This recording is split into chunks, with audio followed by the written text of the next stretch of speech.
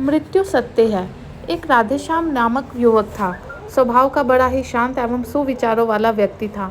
उसका छोटा सा परिवार था जिसमें उसके माता पिता एवं पत्नी एवं 2 बच्चे थे।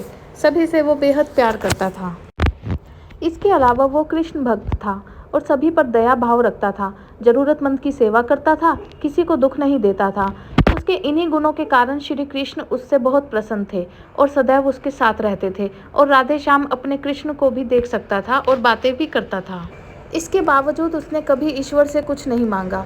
वह बहुत खुश रहता था क्योंकि ईश्वर उसको हमेशा साथ रहते थे, उसे मार्गदर्शन देते थे। राधे श्याम भी कृष्ण को अपने मित्र की तरह ही पुकारता था और उनसे अपने विचारों को बांटता था।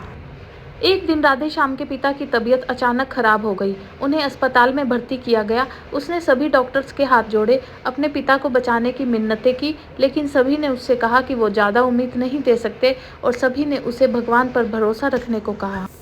तभी राधे श्याम को कृष्ण का ख्याल आया और उसने अपने कृष्ण को पुकारा। कृष्ण दौड़े चले आए। राधे श्याम ने कहा, मित्र तुम तो भगवान हो, मेरे पिता को बचा लो। कृष्ण ने कहा, मित्र ये मेरे हाथों में नहीं है, अगर मृत्यु का समय होगा तो होना तय है। इस पर राधे श्याम नाराज हो गया और कृष्ण से लड़ने लगा। गुस्से में उन्हें कोसने लगा। भगवान ने भी उन्हें समझाया पर उसने एक ना सुनी। भगवान कृष्ण ने उससे कहा, मित्र मैं तुम्हारी मदद कर सकता हूँ, लेकिन इसके लिए तुम्हें एक कार्य करना होगा। राधेश्याम ने तुरंत पूछा, कैसा कार्य?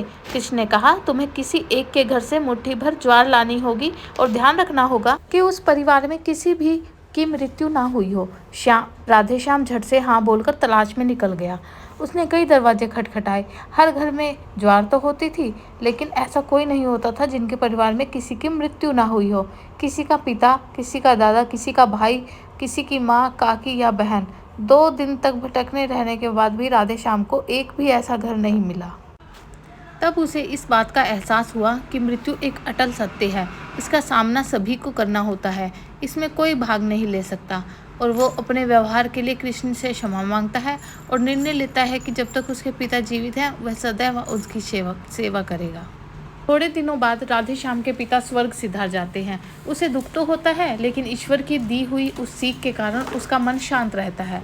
दोस्त, इसी प्रकार हम सभी को इस सच को स्वीकार करना चाहिए कि मृत्यु एक अटल सत्य है और उसे नकारना मूर्खता है। दुख तो होता है, लेकिन उसमें फंस जाना गलत है, क्योंकि केवल आप ही उस दुख से पीड़ित नहीं है, अपितु संपूर्ण मानव जाति उस दुख से रूबरू होती ही है। ऐसे सच को स्वीकार कर आगे बढ़ना ही चाहिए।